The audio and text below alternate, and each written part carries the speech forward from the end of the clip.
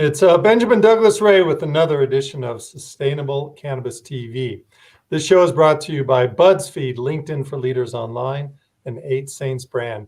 You can find the URLs of these companies right down here at the bottom. So today I'm here with Geoff Trotter. He's the Chief Growth Officer and co-founder of Regennabis. How are you? I'm good. Thank you very much, in spite of a gray, rainy day here in San Francisco. So you're right in the city now? Is that where you are? Correct. Yeah, I'm just south of the city by the ballpark, for those who know the city. And my fellow co-founder, Patrick, is in the Bay Area. He's in sunnier climes. He's in Walnut Creek. It's about 10 miles away, but it's a totally different microcosm when it comes to the ecosystem out there. I lived there in the 90s in the Bay Area, and I don't recall that part of town had accents like yours. So where are you from originally? Yeah, that's a good one. It may have done, but they were probably few and far between. I'm originally from England, in the northeast of England, actually, a place called Newcastle, which may surprise anybody from Newcastle listening to this, thinking, he doesn't sound like he's from Newcastle. And I think what happened over a period of time, I gradually moved south. I began to study in a place called Sheffield, which is in the middle of England.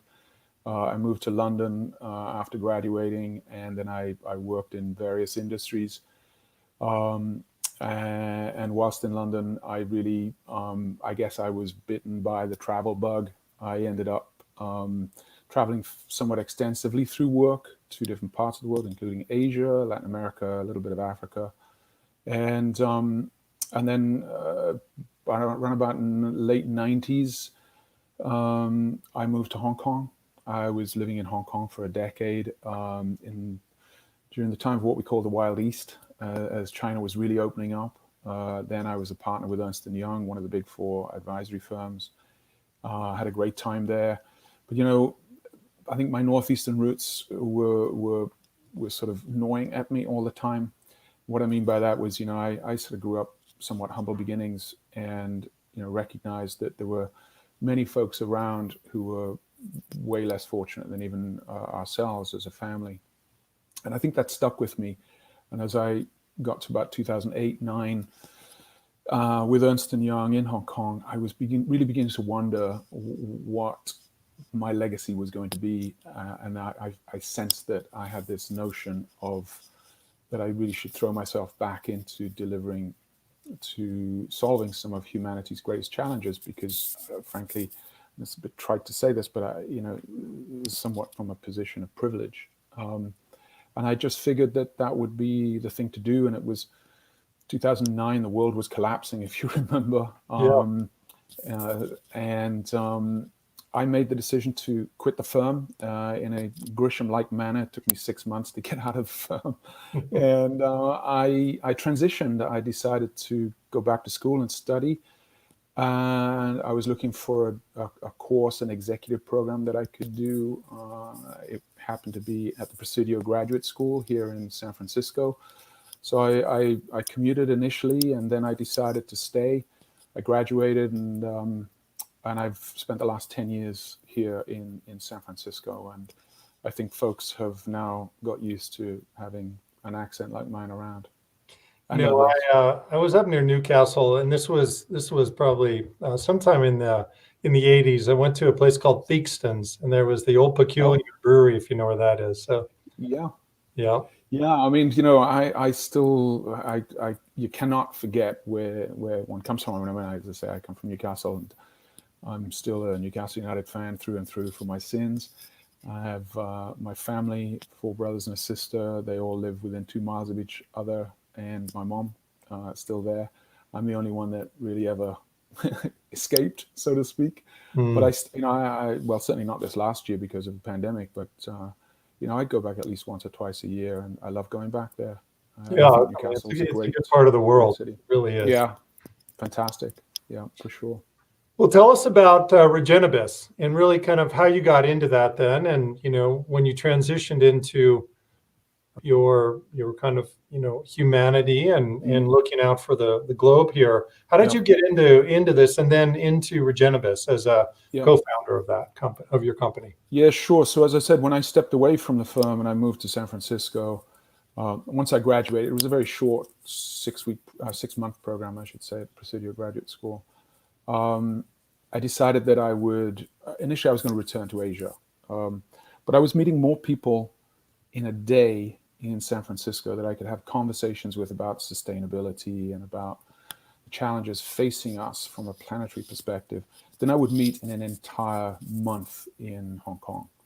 And so I figured there's got to be a way for me to stay. And so with the requisite visas, I took a role with Global Footprint Network, which is a super Oakland-based not-for-profit organization that fundamentally seeks to put ecological limits central to economic policy making.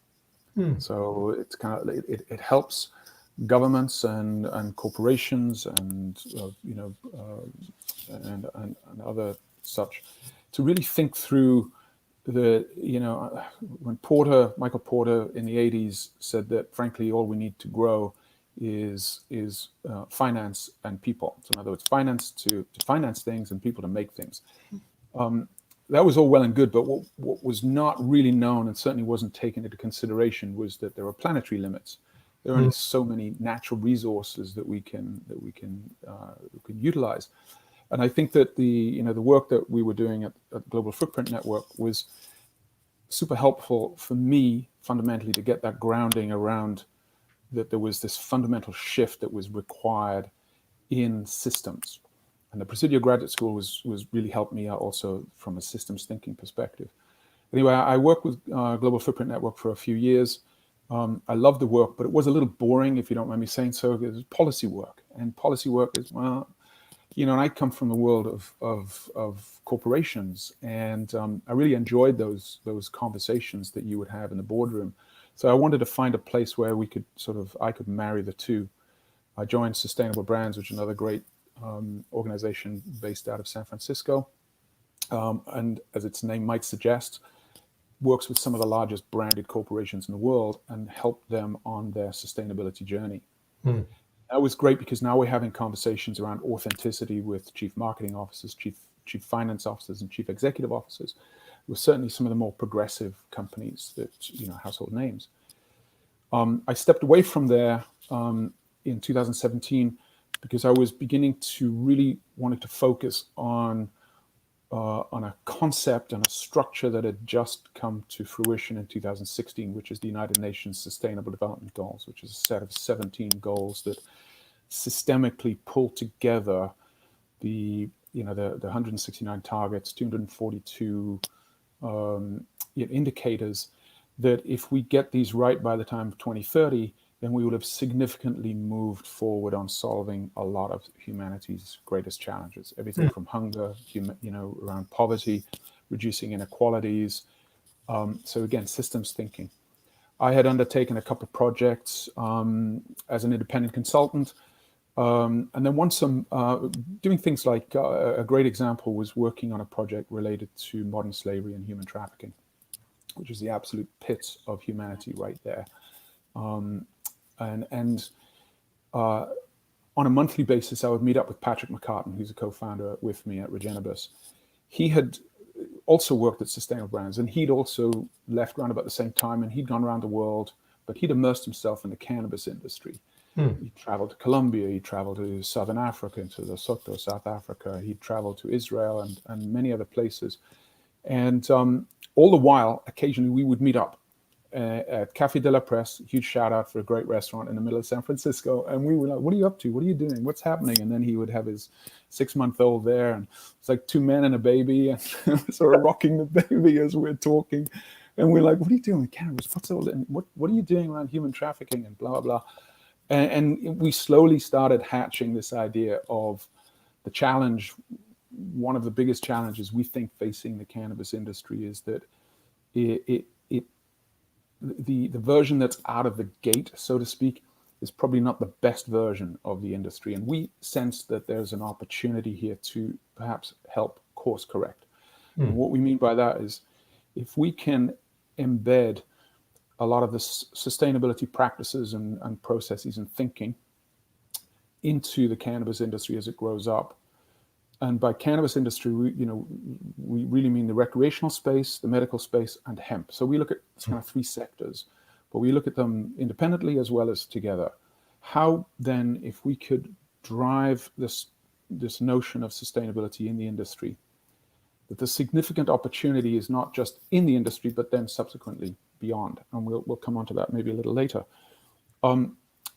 As well as sustainability, we're looking at branding, because the two, from our perspective, go hand in hand. If an organization is really thinking through its sustainability, it's also approaching and thinking through its narrative around branding, which will deliver enhanced business and brand value.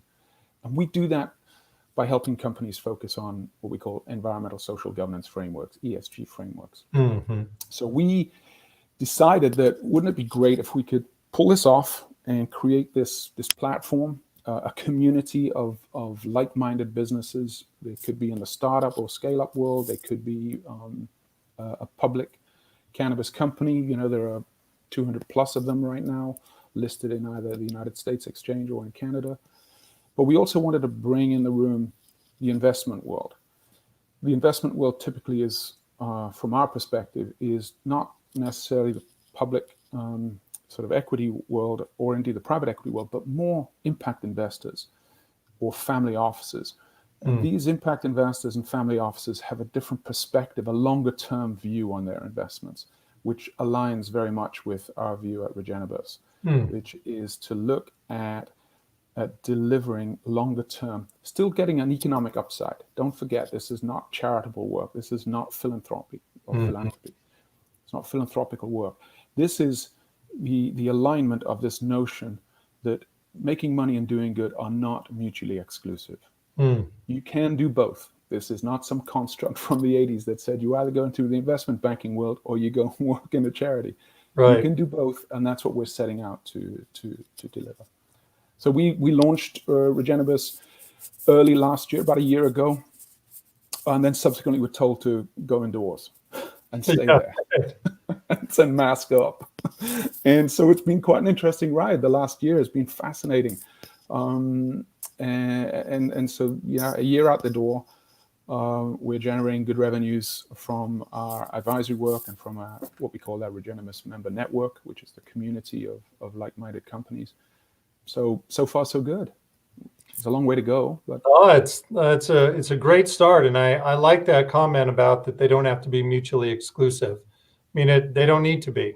I think I still hear that from people that they need to be. If you're going to reduce packaging waste, it's going to cost more, or that you have to sacrifice something. And I say we need to be more innovative, and we need to come up with ways that don't exist yet to reduce packaging waste, be sustainable. Bring in sustainable business practices and reduce the cost of all that so that we can spend more money on innovation and creating new things. So it's an exciting time to be in the industry. For sure. Yep. I want to go back then to something that you said about sustainability in and by the cannabis industry, meaning medical and hemp. What do you mean by that? Can you explain more?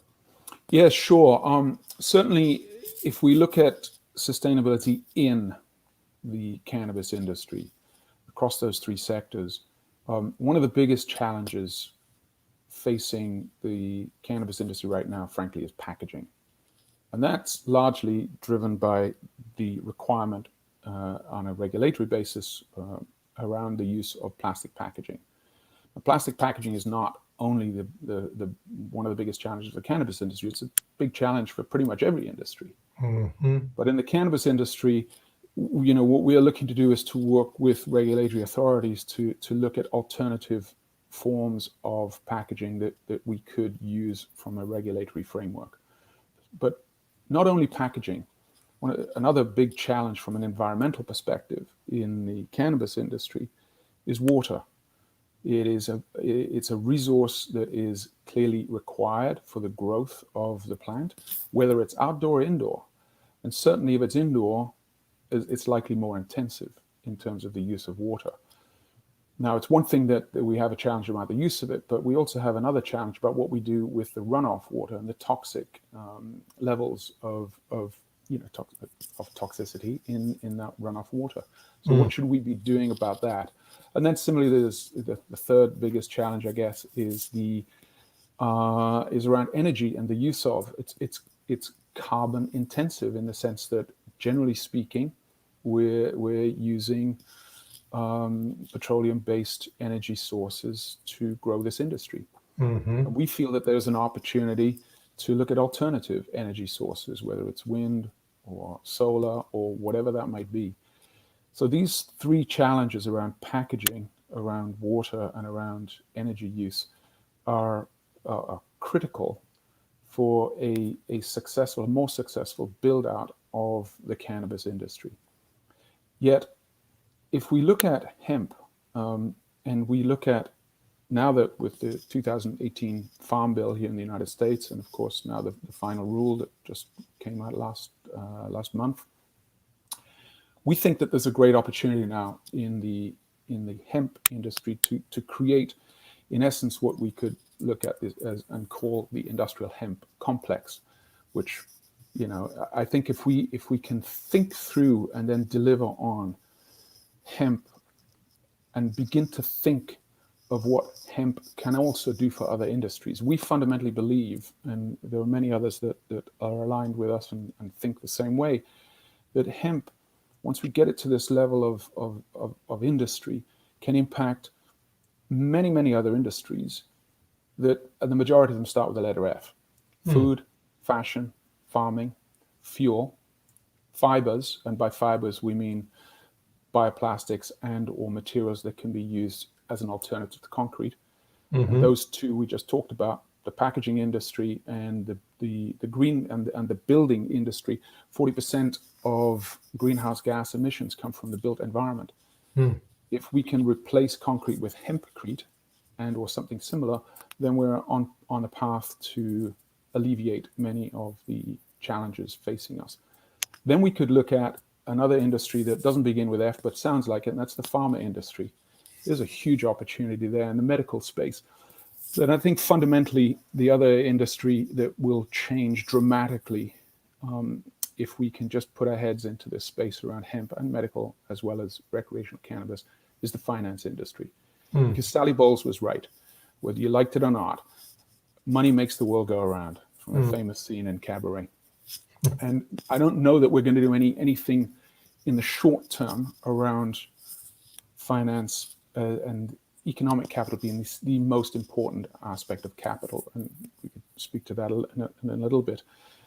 But clearly, when we see federal legalization here in the United States around cannabis and the Safe Banking Act come into play and the MORE Act, etc., then we're going to see some significant shifts and opening up of then other industries that could be financed from the finance industry.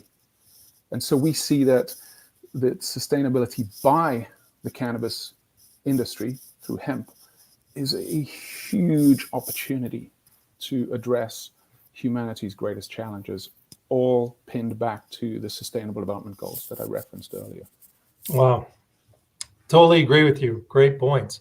Let's go to that point where you just touched on there a little bit about, multi-stakeholder capitalism versus shareholder capitalism. It's a pretty fascinating concept. Yeah, and what the thing is, Ben, it still to some degree remains a concept, because as of yet, no one has formally defined what stakeholder capitalism means. Mm-hmm. The Investopedia has to some degree, but no body, no authority has defined it. So therein lies a challenge, because of course it could mean different things to different people.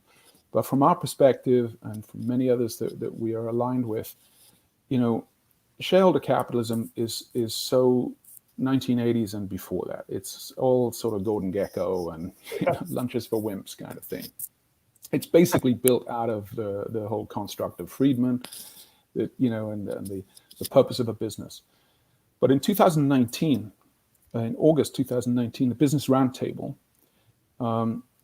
redefined the purpose of a business in their declaration of what is the purpose of a business. And that declaration was signed by 181 CEOs of some of the biggest corporations in the world. And so here we are seeing a shift that says that the purpose of a business is not only to its shareholders, but its stakeholders, the other groups of people and bodies that are an integral part of that business. It's not only those who are providing capital, that one form of capital that we have an over focus on, which is economic capital, but it's others like the community in which those businesses operate. It's the employees. It's also, the broader sort of construct of what we also reference as stakeholders. But the other thing is the introduction of stakeholder capitalism.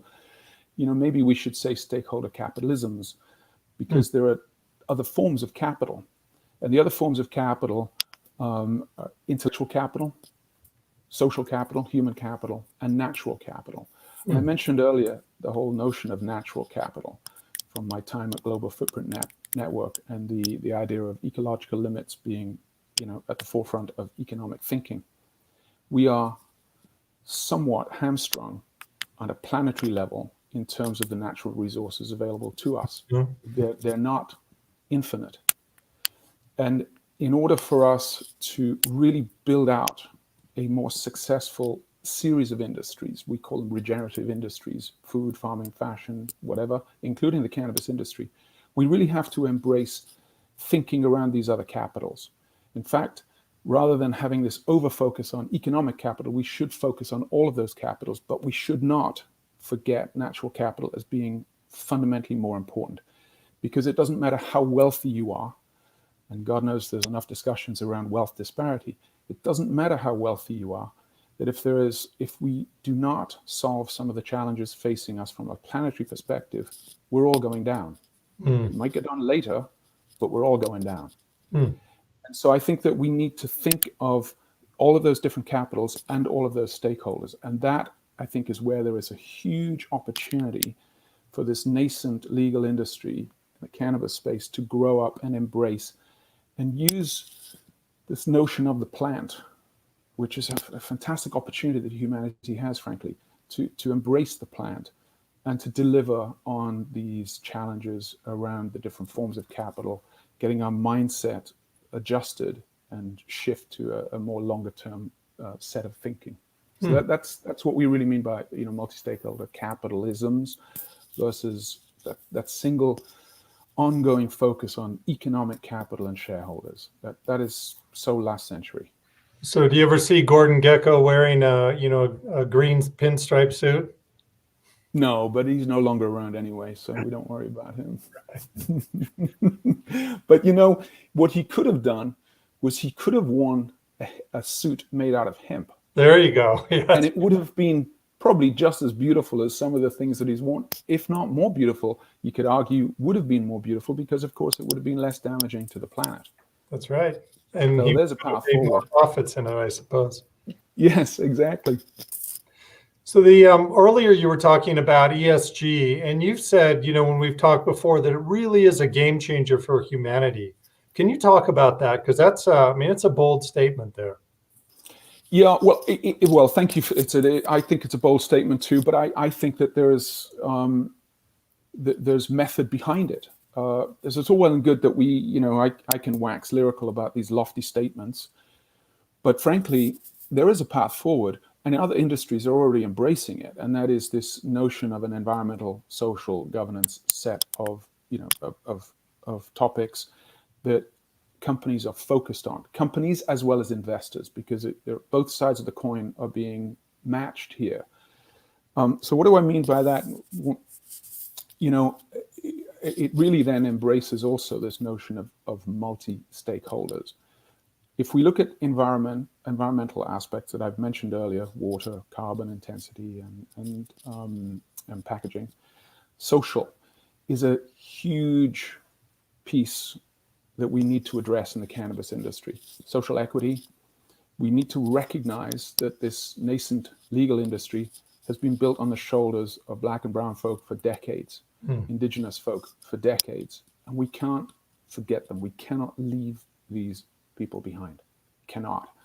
So there are opportunities for us to embrace large aspects of social impact opportunity, including around restorative justice. Again, if the cannabis industry is becoming increasingly legal in different parts of the United States, yet we still have persons incarcerated for nonviolent cannabis-related offenses, there's something clearly wrong here. So we need to do something about that.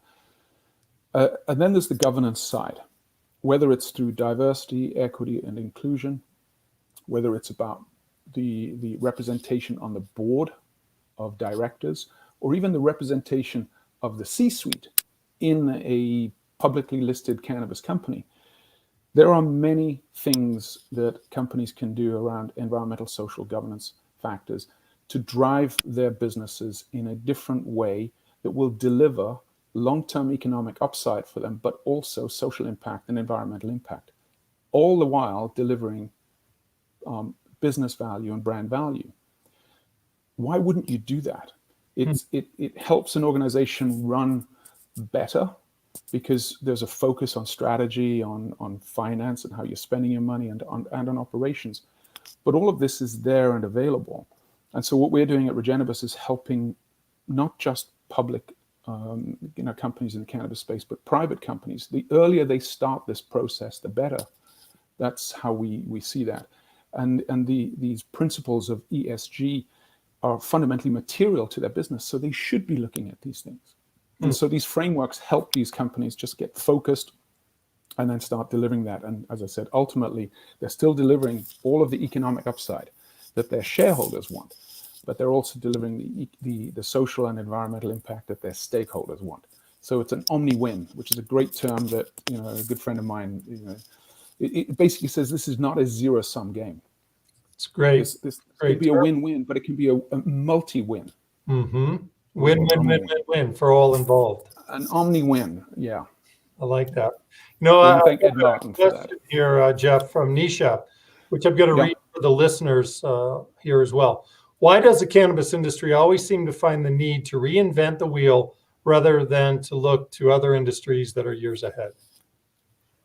Oh, that's a great question, Nisha. And I think I really don't have the answer for the way folks think. I think that there's an opportunity here for some really bigger thinking, but more importantly, some bigger actions. Sometimes, the folly of sheep versus the wisdom of the crowd, but really it requires great leaders to embrace the fact that this is not just about short-termism. I personally think, and I know that Patrick and I have spoken about this quite a bit, wouldn't it be great if cannabis companies in the startup scale-up space, instead of aspiring to a liquid event at some point in time, which is probably an IPO and then entry onto perhaps the New York Stock Exchange or something else, instead it set its sights on joining the long-term stock exchange, which is a new bourse, a new exchange that's coming out of the gates now, which is it's formed by Eric Ries. So look at LTSE.com. The long-term stock exchange is setting a different set of parameters that then looks at how an organization should behave in the longer term to address long-term stakeholder benefits, as well as delivering shareholder upside. So I think it requires some big thinking, but this is not that difficult. We're not talking rocket science here. There are many, many companies in many other industries that are already on path to doing this. The Novo Nordisks of this world in the medical space, their financial report and their non-financial report is integrated, and it's aligned entirely to the Sustainable Development Goals. So it's possible. It's not like these people are operating in a microcosm that they've been to some different school than anybody else and have worked this out. It's possible. And so there are lots of opportunities around to learn from. So I think Nisha raises a good point.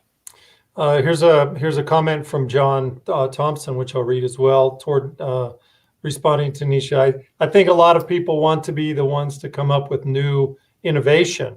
It is a new industry, and I can see that as well. You say we have the opportunity, so let's create something new. So to me, it seems like there needs to be a balance between understanding what other industries are doing and learn from that, while inventing, not reinventing, but inventing new things that don't exist yet. Yeah, well, let me also just speak to that and be somewhat contrarian. Is this cannabis industry new? Frankly, it's farming. Nothing new there. It's just a different crop. It could be different because it could be an entirely different build out of an agricultural world. It could be regenerative. It means, we don't look at just monocrop. We look at having many crops. We look at maybe having hemp as a rotational crop, which of course is, because it's a phytoremediator, it's going to replenish the soil, no bad thing. So there's lots of things that we could learn from that. Similarly, the extraction processes and the distribution processes that are beginning to be built out in the cannabis industry, they're not new. There are going to be traditional players in the logistics space. Frankly, it's not like a dispensary is any different from any other store, aside from the fact that it's got people who control who you can come in. They might want to card you before you go in there. But ultimately, the look and feel and the smell of those places, including the smell, is going to be just like a CVS or a Walgreens at some point in time. So this is also not a new industry. What we're looking at is the adoption and adaptation of existing frameworks in those industries and bring that back into the cannabis industry, whether it's in the recreational space, the medical space, or the hemp space. So some newness, but not. It certainly requires some new thinking, but sometimes it's not even new. It's just some, as you mentioned earlier, and I know that you're really big on innovation. Innovation is exactly that. It just goes back and what else is, what are we currently working with? How might we do that differently? It just requires a different view, a different perspective, and then acting on that. So I think that's what we need to look at. Great, thank you. This is fascinating stuff. We're out of time here, but I would like you to direct the viewers and listeners to your website. So tell us that, and then how can someone get a hold of you if they want more information to further these conversations? Great. Yeah, thanks very much for that. Yeah. So as you can maybe see on the screen, Regennabis is the company name. Regennabis.com is the website, www.regennabis.com. You can get me on my email address, which is Geoff.Trotter@regennabis.com. And that's Geoff with a Geoff and not the Jeff, which is your typical American spelling. So it's Geoff.Trotter@regennabis.com. And also you'll find me on LinkedIn. My profile is there for all to see and to reach out to me on there as well. Well, that's great. So this year, you said that you've been inside quite a bit up there in San Francisco. What are you looking forward to as things open up, or just project-wise? What excites you coming up here? Well, I think we're both, myself and Patrick, and the team that we're developing around us are just itching to get in front of clients. There's no real way of getting to know folks than being in front and with them and rolling up sleeves, etc. So we're very much looking forward to that. A series of events that we're looking to create later in the year with the United Nations, where we'll actually bring stakeholders into the room to discuss some of these topics and some of these issues. That will hopefully be an in-person event towards the tail end of the year. Let's see what happens with the pandemic, etc. So there are a lot of things that we're doing, and we continue to encourage folks to become part of our Regennabis member network, and that's growing at good pace. So very much looking forward to delivering solutions to some of those companies and helping them grow to be a better version of themselves. That's Great. what we're about. Thank you for your time, and I look forward to speaking with you soon. Yeah, thank you ever so much. All right. Great. Have a good day. Thank you. You too.